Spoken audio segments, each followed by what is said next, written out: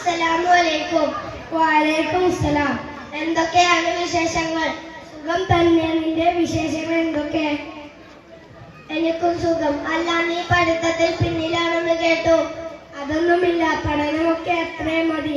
പോരെ പോരെ, പഠിച്ചു വളർന്ന് എന്നാലേ സമൂഹത്തിൽ വില ഉണ്ടാവുകയുള്ളൂ. സമൂഹത്തിൽ വിലയില്ലെങ്കിലെന്നാ നമ്മുടെ കയ്യിൽ വിലയുള്ളതുണ്ടല്ലോ. അതെന്താ? Mobile, iPhone. അതുപോലെ നമുക്ക് എന്ത് മൊബൈലോ? നിന്റെ കയ്യിലോ? മുട്ടയിൽ നിന്ന് വിരിഞ്ഞിട്ട് പോലുമില്ല. അതെന്താ? എന്റെ പ്രായത്തിലുള്ള എത്ര ആളുകളുടെ കയ്യിൽ മൊബൈലുണ്ട്. അത് കണ്ട് നീ കൊണ്ട് നടക്കണോ? മനുഷ്യനെ നശിപ്പിക്കാൻ അത് മതി. അതുകൊണ്ട് എങ്ങനെ നശിക്കാനാ?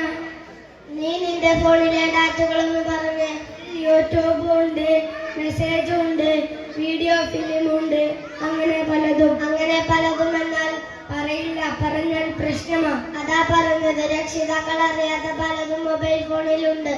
എന്റെ രക്ഷിതാക്കൾ ഇവിടെ ഇല്ലല്ലോ. ഞാൻ തർക്കിക്കാനില്ല. നിന്റെ നന്മയ്ക്ക് വേണ്ടി ഞാൻ പറയുന്നു. പഠിക്കേണ്ട സമയത്ത് മൊബൈലുമായി നടന്ന് പഠനത്തിൽ പിന്നോട്ടാവുകയും നാശമാവുകയും ചെയ്യും.